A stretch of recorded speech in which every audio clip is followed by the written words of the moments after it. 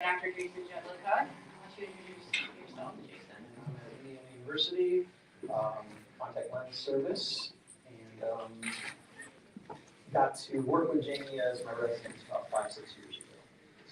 So just happy to be here lecturing with Jason about scleral lenses. So here's our disclosures here. The whole point of this was really to talk about scleral lenses, especially with doctors that are practicing in a really similar setting as myself or Jason, where you're mostly in a primary care office. Just kind of a basic intro on scleral lenses, and then we're going to talk a little bit about how to implement them and how to troubleshoot them when you're first jumping in to lenses. So we'll start out by talking about scleral lens basics. Just like as a show in the room, how many people have already produced sclerals? Okay, oh that's pretty great. Is anyone not? You don't need to raise your hand, just a couple. Okay, that's totally fine. Okay, so we're going to go through some basics just to kind of give a nice summary for everybody here. So looking at scleral lenses, so we're talking about a large diameter gas permeable lens. So I love looking at this picture here. So looking at a corneal diameter lens versus a scleral. So sclerals come in all shapes and sizes, but they're a lot larger, and that's a good thing. So looking at the picture here, which I love, a scleral lens is actually going to involve the entire cornea, and it's fantastic for giving a really good optical correction for your patients that have issues with an irregular cornea, where otherwise a corneal gas perm just does not work anymore. Because it does vault that entire cornea, it just lands gently on the sclera. It makes the lens really, really comfortable and stable. Okay. A lot of times patients might be a little bit intimidated by the size of these lenses, especially if they've worn corneal gas perms in the past and didn't have such a great experience with the comfort. A lot of times when I'm talking about a scleral lens with patients, I don't even bring up the fact that it's made out of the same material, right? Because otherwise they start to get a little bit nervous. You're telling me that small lens I tried 5 years ago, you're going to put an even bigger one that's just as hard on my eye? That sounds terrible, right? So, you know, talking about this lens with patients, it's always pro, or it's a large lens that's just going to vault the entire cornea. It actually doesn't touch the front surface of your eye. It's going to be really comfortable. It's filled with a sterile saline solution. And a lot of times I don't even show them the lens until I take it off. So I don't know if you do the same thing. So when I put the first lens on patients, I kind of like don't show it to them like I did. And then we put it on their eye, and they say, oh wow, is it even on? I don't even feel it, right? And then a lot of times after I remove that lens, I'll show it to them. I think a lot of people have fear of large diameter scleral lenses because they're intimidating, but they're a fantastic option for our patients. So really, really great. I will often, when people hear it's a hard lens, they always have to explain it. It has nothing to do with the firmness of the material. The comfort is based on size. If you made a soft lens out of in a 9mm diameter and put that on your eye, it would not be comfortable either. It's nothing to do with the material. It's all about the size and the way it fits and the lack of movements and the way it tucks behind the lid. So much more like a soft lens. And I actually have patients, I've had several over the years who, for various reasons, we fitted them in a scleral in one eye and a soft in the other, and they come back after a month or so and say, can I get the scleral in this soft lens? It's way more comfortable. So, and that's not the majority of patients, but there's definitely been multiple people over the years that went that route. In fact, I have one patient who was in that position. He had a ruptured globe in one eye, wore a scleral, wore a soft in the other for balancing his vision, developed or wanted the scleral in both because he liked the feel of it so much better, and did that for about 3 or 4 years, and then unfortunately developed pretty significant glaucoma in his good eye, and I felt like it was just too risky for him to wear a scleral for just vision correction only, and he just opts to not wear any correction, be 2100 uncorrected rather than to wear a soft lens in that eye. So he loved his scleral, and it was the worst day when I took it away from him. Yeah, and these lenses are really life-changing for people too. So having that gas permeable material, the way I describe it is it's almost like I'm tricking your brain into thinking you have a perfectly normal shaped cornea again, right? And that's the reason why we need to have that instead of having a soft lens, instead just for your vision. So looking at scleral lenses. So I think a lot of times scleral lenses really get pigeonholed into keratoconus.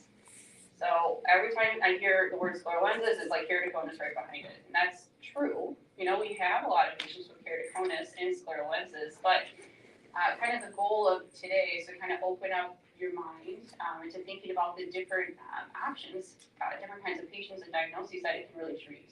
So a lot of these might seem really obvious to us, but to a lot of like ophthalmologists and patients, they don't even know if this is an option for them. So, number one, this will help with keratoconus, also pellucids, also really good for moderate to severe dry eye. So I think a lot of ophthalmology is really jumping on that train as well, is dry eye. So that the number two, referrals they get is keratoconus and dry eye for scleral lenses, because it does have that nice fluid reservoir that really hydrates the cornea throughout the day for patients that just don't make enough tears. Okay, so that's been life-changing for patients with dry eye. They're also really good for graft patients. So a lot of times with grafts, every graft is a little different. Sometimes it tilts a little here, lifts a little there, and sometimes putting a corneal gas perm lens on those grafts is really, really challenging. Okay, so this has been able to give patients vision that they haven't had in years because the scleral is really volatile over all of those irregularities. Looking at RK patients, I think this is my favorite group of patients to put in a scleral is the RK patients. Would you agree with that? They are definitely in my top of my list, yep. Yeah, so if you think about RK, I'm sure most of us have had issues where you're trying to fit glasses on RK patients, right? It's not that they don't see 20/20, it's that they see 20/20 at a +2 and a -1 and a -3. Throughout the day, they're constantly fluctuating. Having that fluid reservoir of the scleral lens, if that cornea is fluctuating throughout the day, they have stable vision. So I have a lot of people that you wouldn't think about to fit in a scleral lens because they see decently well in a soft or spectacle lenses, but wearing that scleral gives them a lot better quality vision and a lot less fluctuation. So funny story about the RK ones. A lot of the people who had RK era, years gone by, decades gone by, a lot of those people wore hard lenses before they had RK. So they remember those days fondly when they could see like an eagle. So when you put a hard lens on them, they can see really well. I think, this is amazing. So they appreciate it more, I think, in a lot of ways. And there's a lot of them out there that don't know that it's not normal. They think it's fine. I don't know if it's just in the Detroit area, but I have a ton of RK patients. And I've encountered some from a practice where the RK was done originally. And so they go back every year and, the doctors have taken over that practice now kind of glossed over that you're doing really well. Your RK is still great. You're +9. It's fine. This is normal. This is normal. And then when you talk to them, you realize it's not normal. So they think that this is fine. I did this to myself by getting the surgery. I might regret it, but it's something I have to live with. So actually my two neighbors across the street had RK and I put them both in sclerals one day. They're out there raking the leaves. They're just talking about their problems. They're saying, oh, I wish I could come see you, but I have to see an ophthalmologist because I had RK done. I'm like, well, actually, you can come see me. And I refit them in scleral lenses. The husband actually refit. He became so much more active without his +9 glasses that he lost 30 pounds. And his wife jokes, his wife's like, oh my gosh, this is the best he's looked in years. He doesn't have his thick glasses. He lost all his weight. So really it's just improving their quality of life also. So that's my little cute story about RK. But, post-LASIK ectasia, it's the same thing.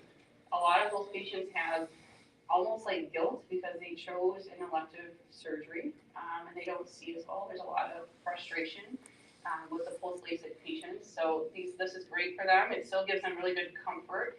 A lot of them have not had a gas perm experience because they have LASIK recently.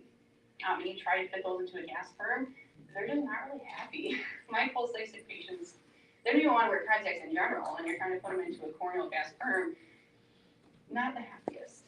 So a scleral lens is great because it helps with some dryness issues that they have, and it also helps with the vision issues as well.